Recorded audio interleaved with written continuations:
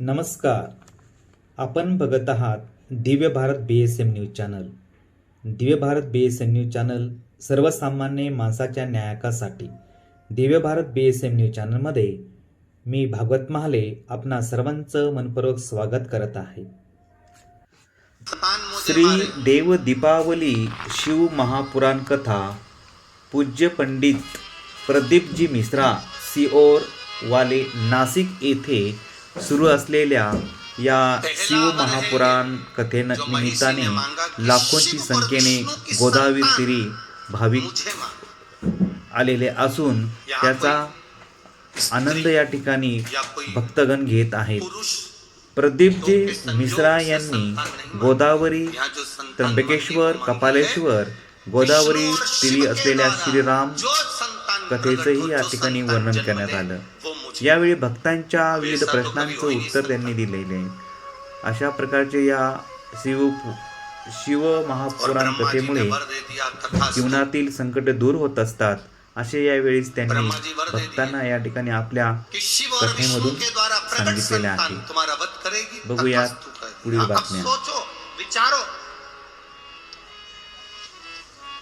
ब्रह्मा जी ने वर दे दिया, महिषी को लगा कि अब तो मैं मर ही नहीं सकती, क्योंकि भगवान शंकर और भगवान विष्णु, इनके द्वारा बच्चा कैसे होगा, संतान कैसे होगी.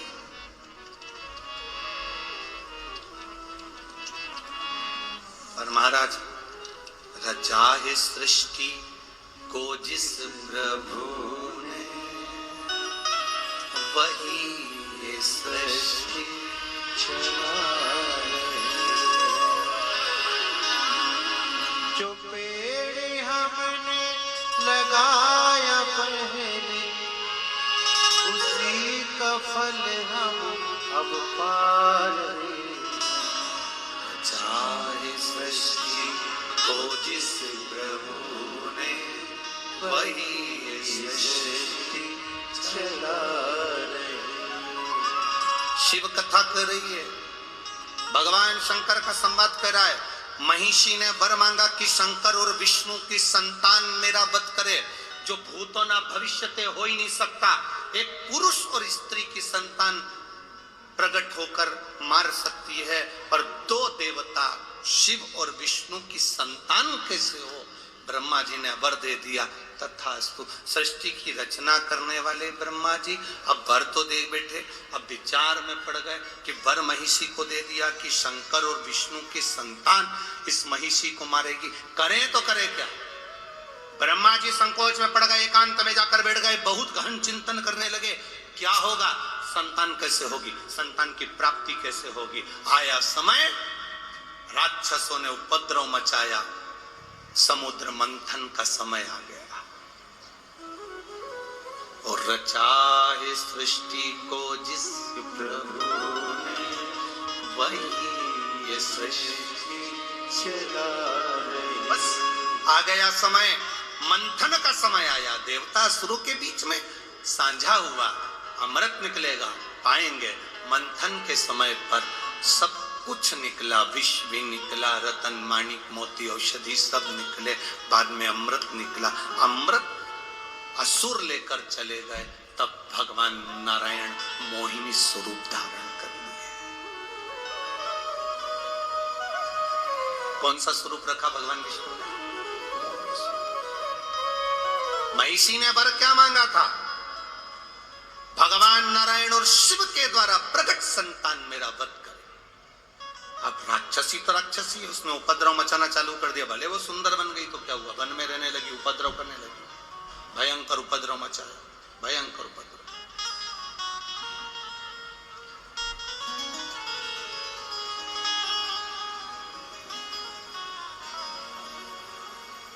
भयंकर उपद्रव. और जब उपद्रव करना प्रारंभ करा,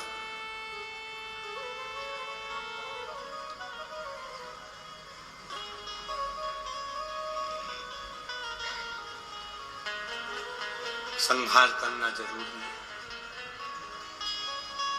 लोग कहते हैं समुद्र का मंथन अमृत की प्राप्ति के लिए किया था.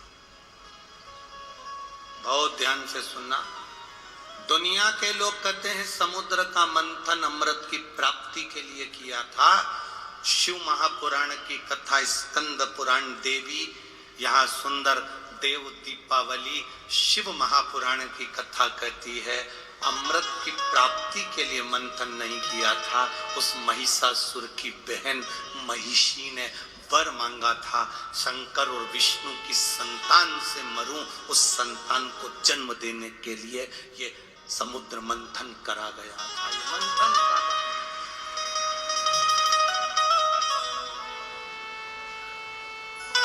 भगवान विष्णु ने मोहिनी स्वरूप धारण करा। मोहिनी स्वरूप बनाया तो बड़ा सुंदर स्वरूप स्त्री का भगवान नारायण बनाकर राक्षसों के पास गए। अमृत का कलश लिया, मैं देवताओं को मदिरा पिला दूंगी, तुमको अमृत पिला दूंगी, ऐसी बात कर कर देवताओं और राक्षस को बिठा दिया। देवताओं को अमृत पिला दिया, राक्षसों को समुद्र का फैन, समुद्र का जल पिला दिया। उनका जो स्वरूप था उसका गुणगान पूरे ब्रह्मांड में हो रहा था। शंकर जी को मालूम पड़ा कि भगवान नारायण ने स्त्री का स्वरूप लिया है। शिव जी को कहा गया आपने भगवान नारायण के मोहिनी स्वरूप का दर्शन नहीं किया? नहीं।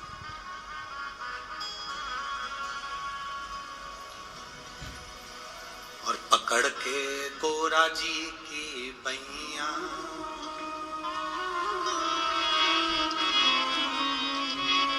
मोहिनी दर्शन चलो मेरे सैया,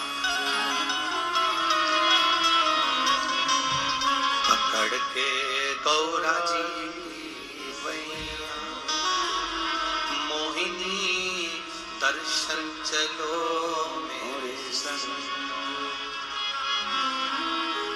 समुद्र मंथन में जो अमृत की बूंद गिरी थी, प्रयागराज, हरिद्वार, उज्जैनी और नासिक पंचवटी की पवित्र धरा पर भी गिरी थी।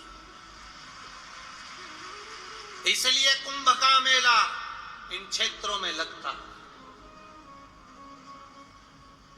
मोहिनी स्वरूप का दर्शन करने के लिए भगवान शंकर हरिद्वार भी गए, प्रयागराज भी गए, उज्जैनी भी गए।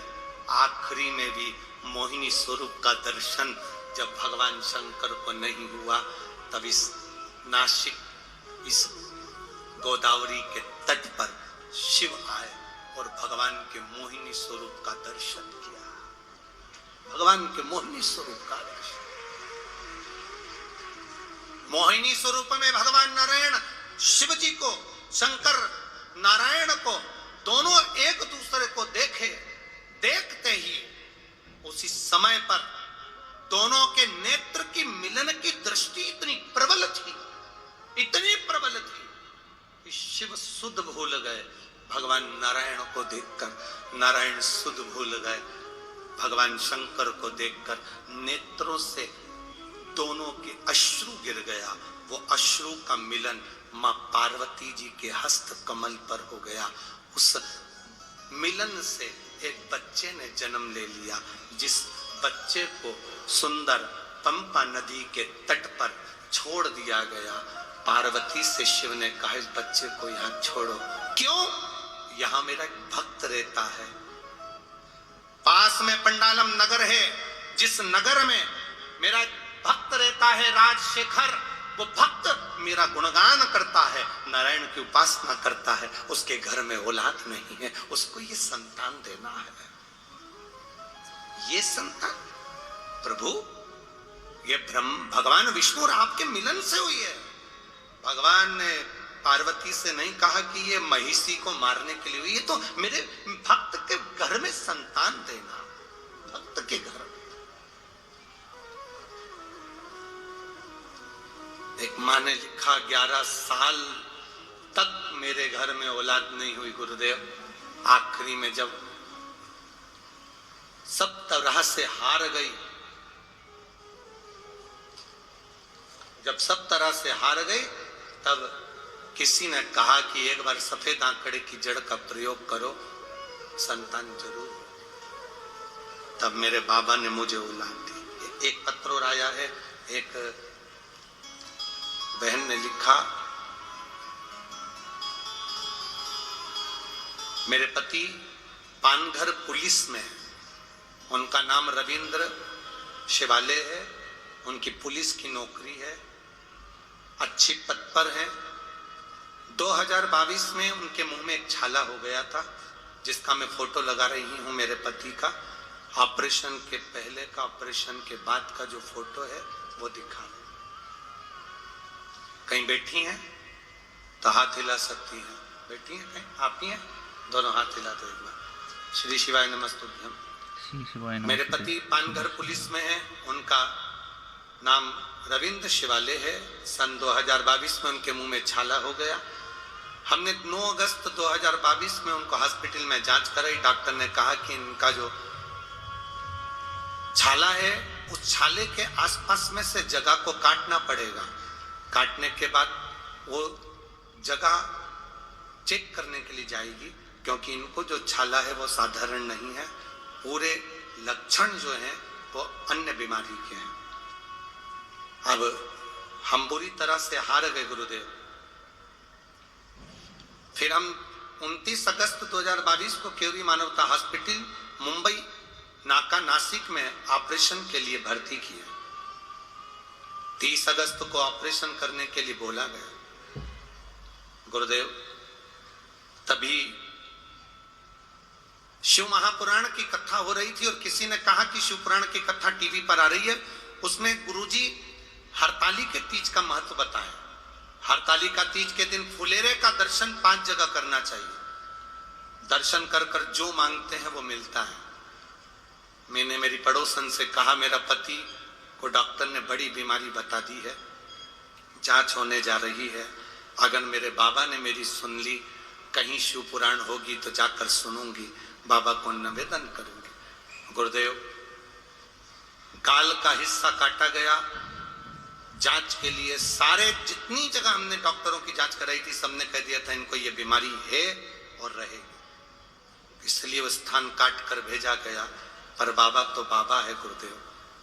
जो जांच आई उसमें कैंसर बीमारी नहीं आई, मेरे बाबा ने मुझे बचा लिया। शिव तत्व है, ओ घड़ी शंभो शंकर।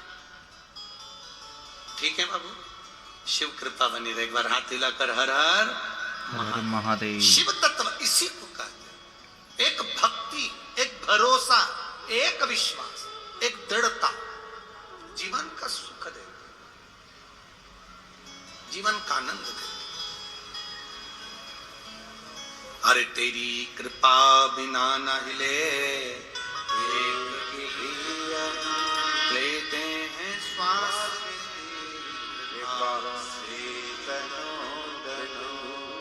गंगधार मुक्ति द्वार ओमकार तू, आयो शरण तिहारी शंभो तार तार तू। अब पार्वती जी उस बालक को लेकर चली। पंपा नदी के तट पर बालक को सुला दिया।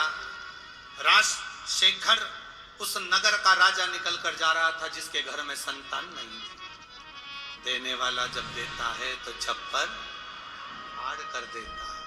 संतान, उसने देखा कि एक बालक रो रहा है, बालक को उठा लिया। बालक को उठाया, अपने घर लेकर गया। धर्म पत्नी से कहा, औलाद नहीं, पर मुझे ये बालक मिला है, बड़ा तेजवीर लगता है, बड़ा सुंदर लगता है, ले इसको पालन करो।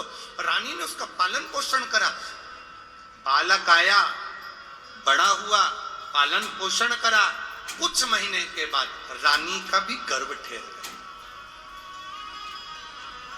रानी का गर्भ ठेरा, एक बेटे ने जन्म लिया। बेटे ने जन्म लिया। रानी की दासी ने रानी से कहा, राजा का प्रेम, जो बेटा पंपा नदी के तट पर मिला है, राजा का पूरा प्रेम उस बच्चे के प्रति है। हमें लगता है तेरा बेटा सिंहासन पर नहीं बैठ सकता, बैठेगा तो वही बैठेगा। ना जाने किसकी औलाद, ना जाने किसकी संतान, राज सिंहासन पर वो बेटा बैठेगा। वो बेटा राज सिंहासन पर। रानी को बड़ा लगा। आज रानी मन में वियोग कर कर उसने सोच लिया इससे तो प्राण त्याग दूं तो अच्छा। रानी अपने बच्चे को लेकर जंगल में चली गई। वन में जैसे ही गई, वन में जाते से ही इसको वो सुंदर स्त्री जो गोदावरी के तट से वर लेकर गई थी, शंकर और भगवान विष्णु के संतान मेरा वध करेगी, उस रानी को वो स्त्री मिल गई। क्या नाम था उसका? महिषी। महिषी ने कहा तुम कौन हो? कहा मैं राजा चंद्रशेखर की धर्मपत्नी, मैं राजशेखर की पत्नी। राजशेखर की? हाँ मैं राजशेखर की पत्नी। तुम कहां जा रही हो? प्राणों को त्यागने, इतने छोटे से बच्चे को लेकर? हाँ इसको भी। क्यों? मेरा बेटा राज सिंहासन पर नहीं बैठ सकता। क्यों, क्या हुआ? मेरे पति को एक बालक मिला था, उस बालक को लिया या पाल पोस के बड़ा करा, और मेरा बेटा सिंहासन पर नहीं बैठ सकता क्योंकि मेरे पति का प्रेम उस बालक के प्रति है। महिषी ने कहा क्यों घबराती है, तू घर जा, घर जाकर बीमार होने का नाटक करना, अपने बेटे से कहना कि मुझे शेरनी का दूध ला कर दे। शेरनी के दूध में, बाघिन के दूध में दवाई डालकर लेना है तो मैं ठीक होंगी, नहीं तो मैं मर जाऊंगी। बाघिन के दूध में? हाँ तेरा बेटा बाघिन का दूध लेने के लिए आएगा, शेर उसको खा जाएगा। अगर शेर नहीं खाएगा तो मैं उसको खा जाऊंगी और मार दूंगी। तो क्यों चिंता करती है, जा घर। महिषी ने बुद्धि में रानी के भर दिया। रानी घर चली गई, बीमार होने का नाटक कर लिया। बीमार होने का नाटक करा रानी। जैसे बीमार होने का नाटक करी तो अपने बेटे को बुलाया। कौन से बेटे को? जिसको उसने पाल पोस कर बड़ा करा था, जो पंपा नदी के तट पर मिला था, जिसका नाम राजशेखर ने अयप्पा रखा था। क्या नाम रखा था? जम के बोलो जरा। अयप्पा। जिसका नाम राजशेखर ने अयप्पा रखा था, बुलाया, आवाज लगाई। आवाज लगाकर रानी ने आवाज लगाई, अयप्पा, स्वामी अयप्पा। जो आवाज लगाई, अयप्पा दौड़ कर आया। मां, मां, क्या बात है? मां तुरंत कहती है मेरे को दवाई लेना है और बाघिन का दूध चाहिए, शेरनी का दूध। अगर वो नहीं मिला तो मैं मर जाऊंगी। पिता ने कहा, पति बोले अपनी रानी से, राजा बोला रानी से किसको बोल रही है शेरनी का दूध लाने को? बाघिन का दूध लाने के लिए। छोटा सा बच्चा है अयप्पा, या अयप्पा छोटा सा है और तो बाघिन का दूध लाने को बोल रही है, शेरनी का दूध। इतने में तो बच्चे ने अपने पिताजी से कहा, राजा राजशेखर से कहा, चिंता मत करो पिताजी, मैं दूध लेकर आता हूं। राजशेखर के पास में से अयप्पा स्वामी दौड़ पड़े और अयप्पा दौड़ते दौड़ते दौड़ते दौड़ते जंगल में पहुंच गए। जंगल में पहुंचे तो शेरनी को जो देखा, देखकर शेरनी खाने के लिए दौड़ी, पर अयप्पा स्वामी बच गए। तो महिषी ने सोचा मैं इसको मार देती हूं, मेरी सहेली का काम बच जाए। महिषी ने अयप्पा स्वामी को मारने के लिए प्रयास करा। भगवान अयप्पा स्वामी ने उसी समय महिषी को पकड़कर संहार कर दिया। संहार करा। अपनी मां के लिए अगर शेरनी का दूध लेकर जाऊंगा तो पात्र नहीं लाया, किस बर्तन में लेकर जाऊंगा? अयप्पा स्वामी ने शेरनी को पकड़ा, उसके ऊपर चढ़ गए और चढ़कर शेरनी को, बाघिन को अपनी मां के पास लेकर पहुंच गए। मां, ये बाघिन लेकर आया हूं, इसका दूध निकाल। ये शेरनी लेकर आया हूं, ये बाघिन लेकर आया हूं, इसका दूध निकाल मां। और इसका दूध निकाल कर तो दवाई में पी ले। मां ने आंख में से आंसू बहाए। पिता राजशेखर की आंख से आंसू निकलने लगे। ये मेरा बेटा कोई साधारण नहीं है, जरूर कोई बात है। जिस शेरनी पर चढ़कर अयप्पा आया था, उस शेरनी से स्वयं राजशेखर ने पूछ लिया, इसने तुम्हें मारा, तुम कौन हो? शेरनी कहती है, जिस जगत जननी की अंजलि में नारायण और शंकर का अश्रु का मिलन हुआ था, उससे यह बालक जन्म लिया। यह बालक साधारण नहीं, शंकर और विष्णु की संतान अय्यप्पा स्वामी है। भगवान शंकर और विष्णु की संतान अय्यप्पा स्वामी है। ये साधारण संतान नहीं। राजशेखर पहचान गए, पर बेटा राज सिंहासन पर बैठने को तैयार नहीं हुआ। पिताजी मुझे जाना होगा, पिताजी मुझे जाना होगा। तभी शबरी पर्वत पर जाकर, शबरी पर्वत के ऊपर अय्यप्पा स्वामी शेरनी पर चढ़कर गए और बैठकर तप साधना में लीन हुए। महिषी के प्राण चले, महिषी के।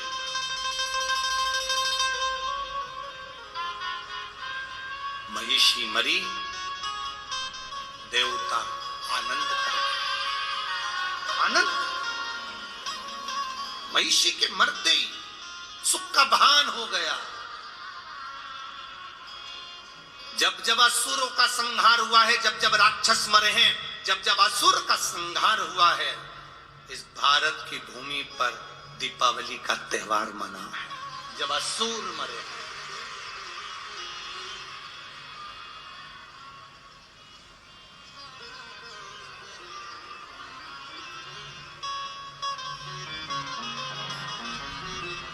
अब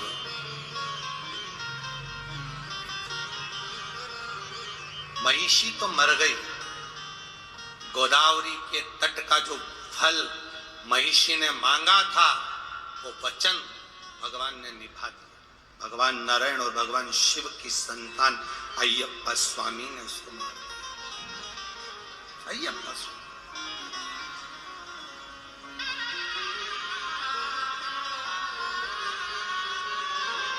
सहज नहीं। एक बार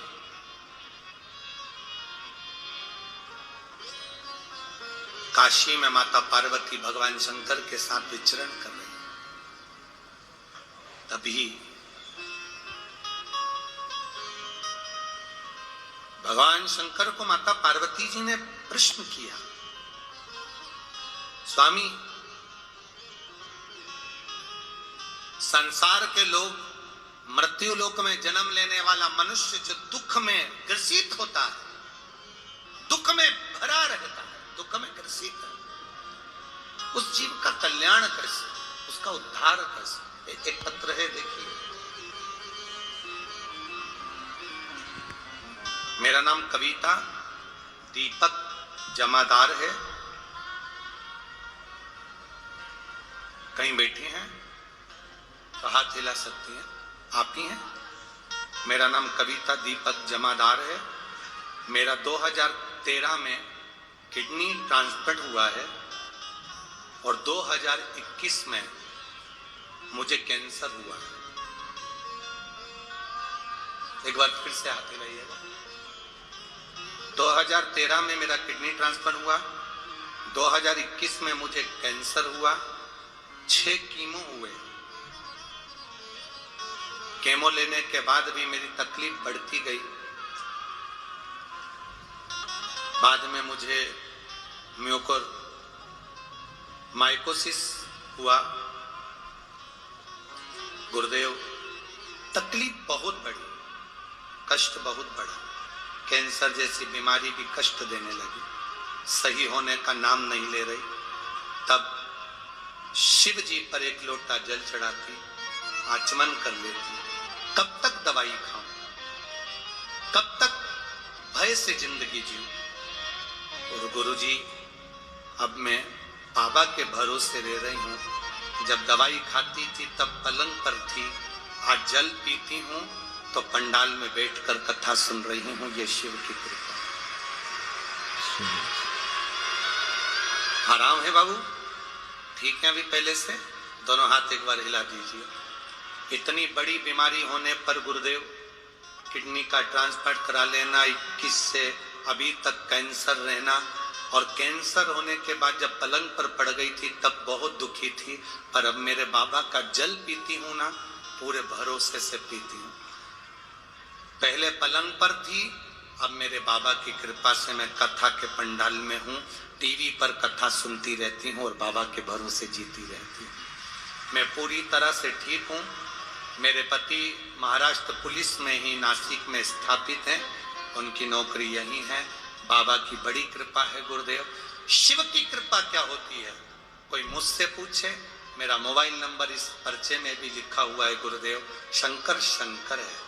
इतनी बड़ी बीमारी में भी मुझे मुस्कुराना उसने सिखाया है और अच्छा रहना उसने सिखाया है। शिव कृपा। बैठिए बहन, शिव की करुणा इसी को